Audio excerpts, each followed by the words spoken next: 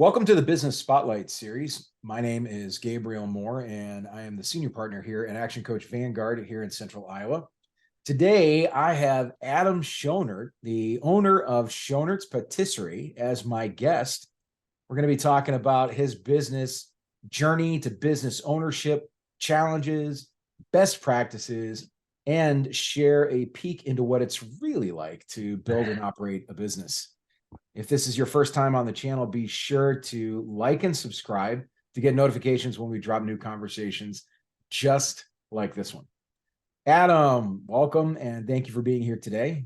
Please, if you don't Hey, mind. Gabe, I must say that was a perfect pronunciation and enunciation of Yeah, Schonert's three. Schonert's Patisserie. That's right. Excellent. Um, yeah, so I am Schonert's Patisserie. We're a corporate catering company here in Ames, Iowa. And so we cater breakfast, lunch, feasting trays, and desserts to corporations, local businesses, and the university. And so that's primarily what we do and who we serve. We describe ourselves in one sentence as a corporate caterer that provides relational, reliable, and intentional service. I love it. I love it. So to set the stage for like the viewers or the listeners, tell us a little bit about what role you currently play in the business. Of course, I wear many hats. My title is owner and founder, but that changes a lot based on the day. We're a team of 4 to 5 people. And so, yeah, I guess for a long time, I've been doing operations primarily, and I'm finally starting to shift out of a heavy role in operations and having a bit more time to work on other things. And so, when I'm not doing operations, one of my favorite things to do is just work with clients and talk with clients. And so, I'm talking to them about their events, creating orders and invoices. But larger scale, I really enjoy it when I can fly up high and just think more strategically and long term. And so I do a little bit of everything from business development to operations to HR to marketing to business development to inventory and supply chain. But I really enjoy more of the strategic business development, client development, marketing types of things. Kind of like that 30,000 foot view, right? That kind of generalistic view of the whole battlefield kind of thing. Uh, Yeah, I don't have enough money to get a pilot's license, and so I try to fly in the pilot seat through my business. that's what I'm talking about. That's what I'm talking about. When you look at your role, how many hours do you think you spend working in your business, like the job, and then how many hours do you think you work on the business, like strategy Oh, planning, that yes, general? I've not separated that in my head before. Well, I bet total I work about 60 hours a week, and I bet about 40 hours is more types of operational tasks. Sure, sure. 20 hours is probably more administrative, strategic Okay. hours. Yeah, no, it's kind of tough to when the operations are so strong and you have a light base. It's a little bit tougher to have that owner's view where you're working on the business. Harder to get to those hours for sure. Um, let's move on to what makes your business so special. Who primarily does your business serve? If I were the audience, how would I know if I was a good fit for your product or service? Yeah, well, we are proud to be a very focused company. And jokingly, we would say that if you have an LLC, you can work with us. But we really serve corporations, businesses, university. Day to day, we cater mundane meetings. So the things that happen every day, every morning. You have morning meetings, lunch meetings. So whether it's a um, meeting for staff, executives, even students, whatever it is. That's really who we cater for. So we don't have a storefront. We don't do grab and go. We don't work with consumers. We're exclusively business to business, and that's really the cornerstone of our business. So our ideal client is a business with anywhere from 20 to 200 employees that holds meetings and events and that needs catering services. Good deal. No, I love it. What makes your business unique? Why do your customers, clients choose you? Right. Our business is unique because catering is the only thing we do. And so we have a lot of time and energy and focus to provide to our clients compared to we don't have one competitor who does the same, who only does catering. Every other competitor um, has multiple other revenue streams that have higher priority. And so a lot of our other competitors have a retail shop, and then maybe they do bakery, and then they do coffee, and then catering is like number 2, 3, 4, 5 on the priority list. And so when things get busy for them, when things get chaotic, they don't, that's one of the first things to fall. And so when we first got into this industry, our clients told us over and over and over again, like it was like a metronome, every single person saying the exact same thing, saying Right. it's so stressful to order catering because things show up late, they're not right, and it's hard to contact our caterer. And that really is just because of the domino effect of doing so many other things before you do catering. And so since it's all we do, we can do it really, really well.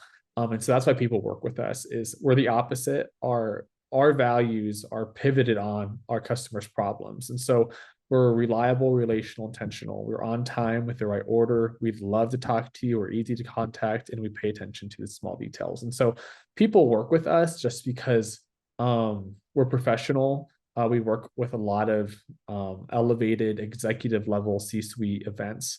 And so we have the professional aspect with really great service. So at the core, we technically are a product-based company selling catered goods, but we really view ourselves as a service-based company providing a service to our clients, so that there's no stress, there's no frustration. You can call Schonert's Patisserie.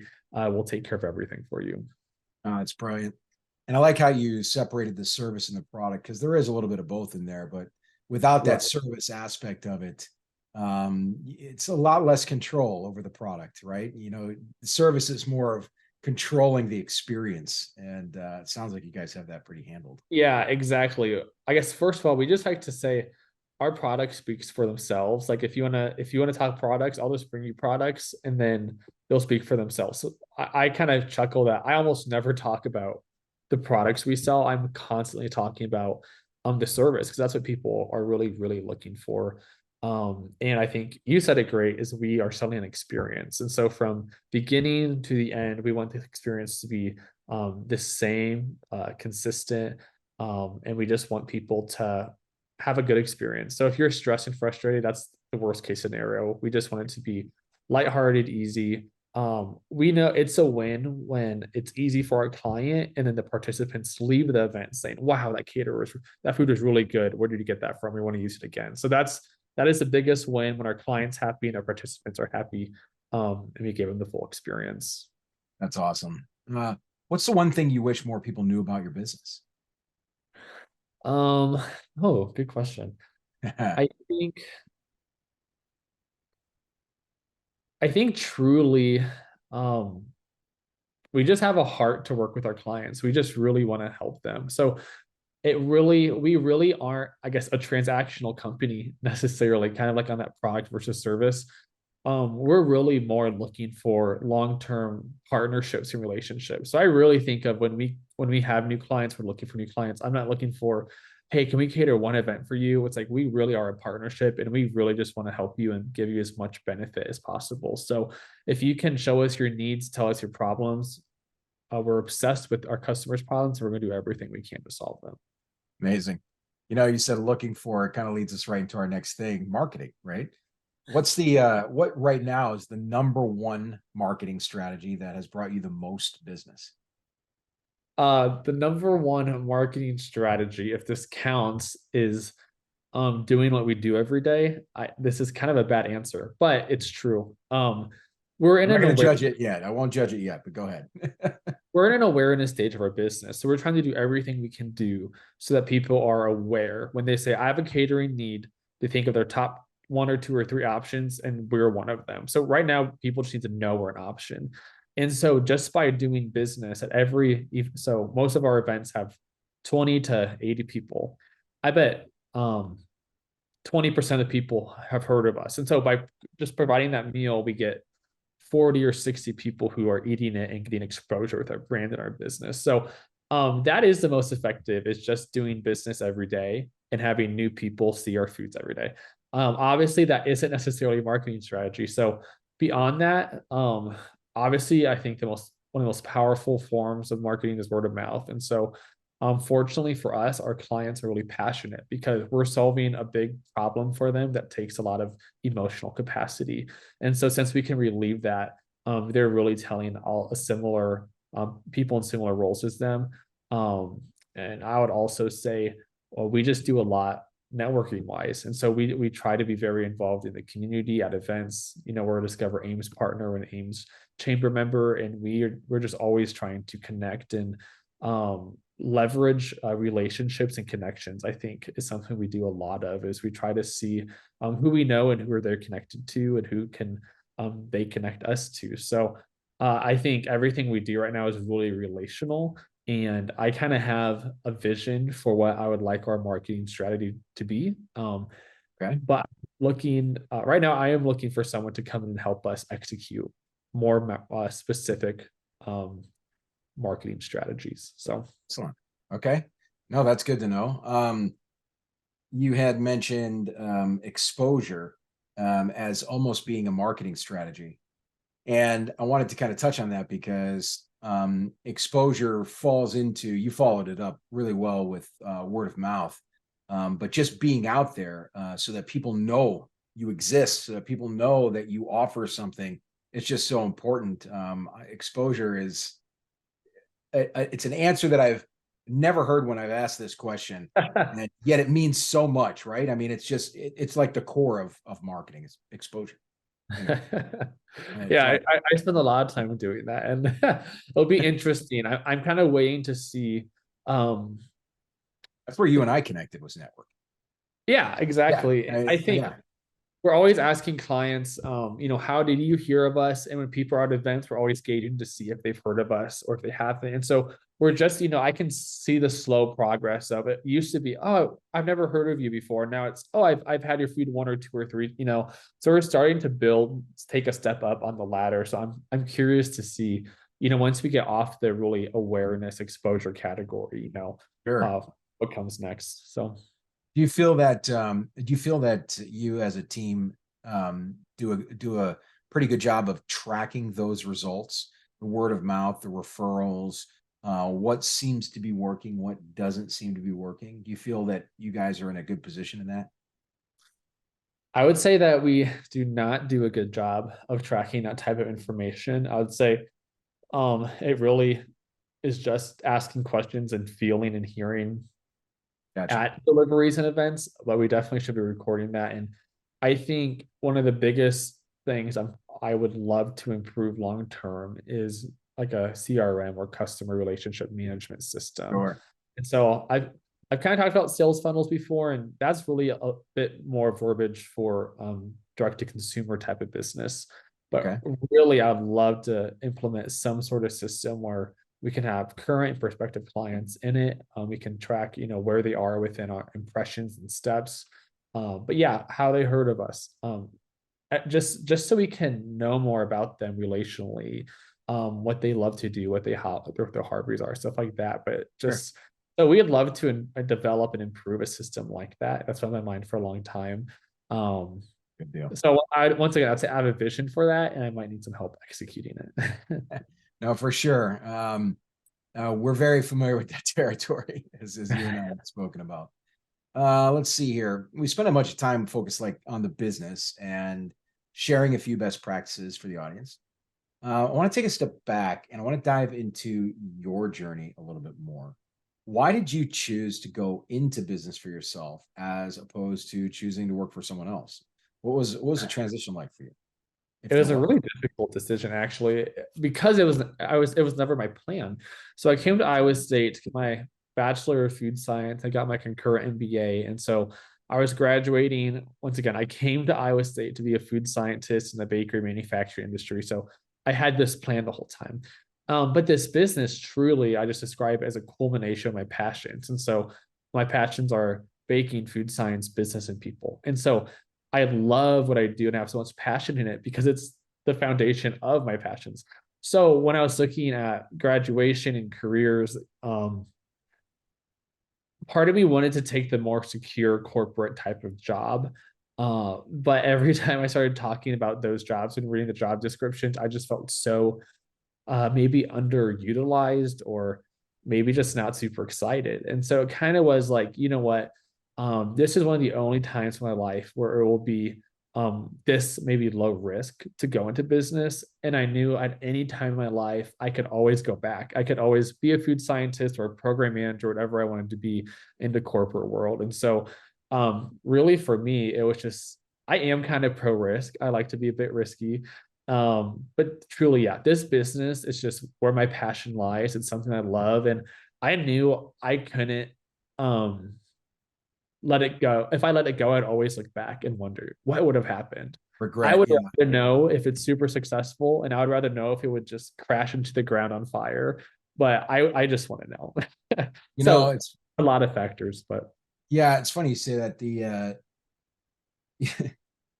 You're a true entrepreneur in the sense that we all feel that it's probably easier sometimes to just go work for someone else, just to be an employee again, and take that, as you now know, the major responsibility of owning a business and being responsible for other people, not just your clients, your customers, but employees.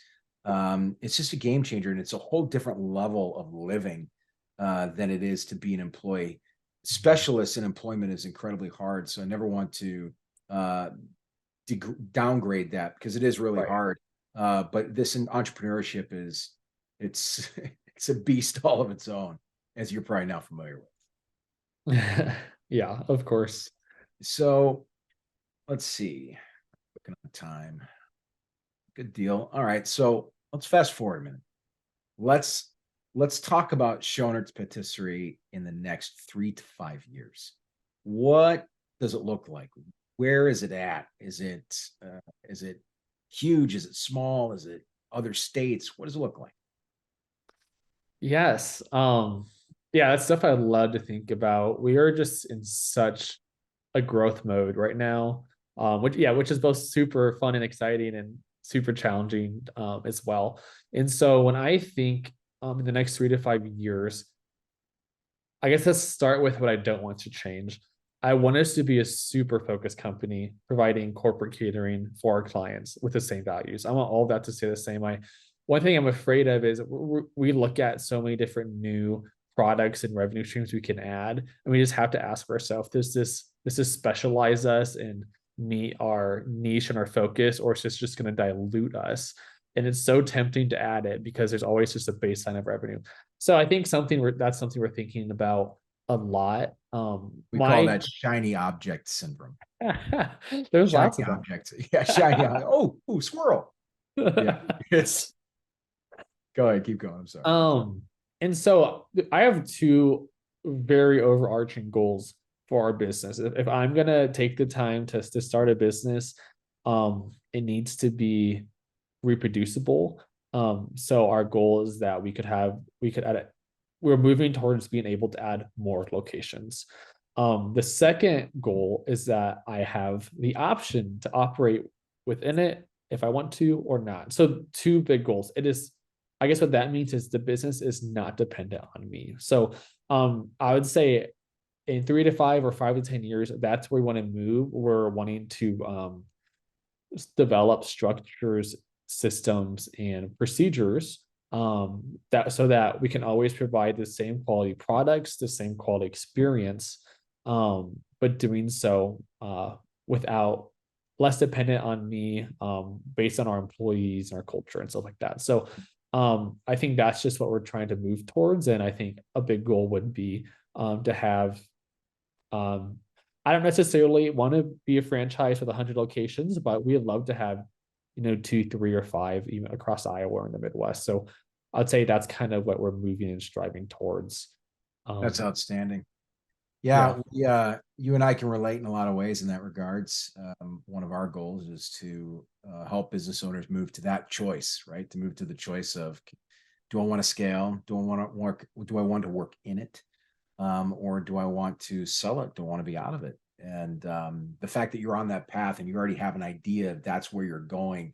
To be quite honest, Adam, you're in your mindset alone, you are a lot better for thinking that way. So it's something that you won't have to struggle with later. It means that you're not married to the work. And a lot of business owners are incredibly married to the work. And so they got to beat that first before learning the new habits that are going to get them to that choice. So, Right. yeah, you're kind of in a unique position to grow potentially faster than most with the right choices. Yeah.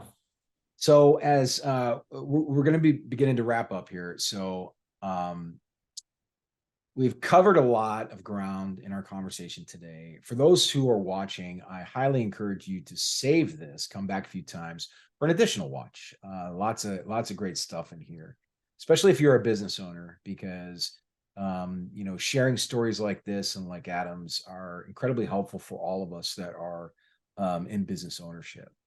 And so, Adam, as we begin to wrap up, I've got a few rapid fire questions, and these will be quick, top of your head answers for each. So, either one word or one sentence answers. You ready?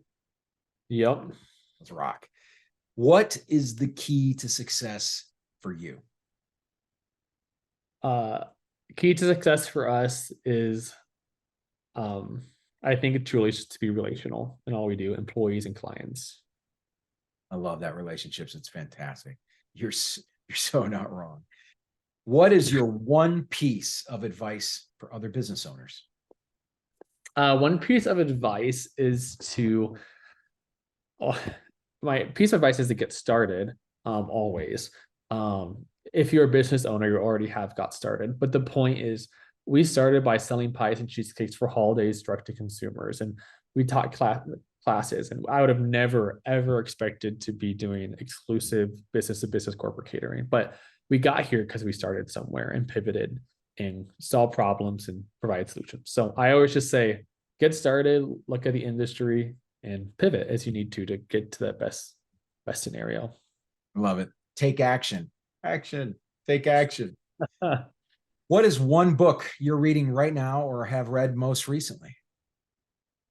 Most recent business read was E-Myth Revisited, which was your recommendation. Such a good book. Such a good book. If you had to choose only one area of your business you could immediately improve tomorrow, what would it be? Marketing. You are not alone. Before we get into the final question of the day, how can others learn more about you and your company? How can they get in contact? Like social media, direct message? What do you got? We have lots of information on our website. So www.schonertspatisserie.com. We share our story, our products. So we have a lot of services that we provide. So all that's available there, along with my contact information. Excellent. Excellent.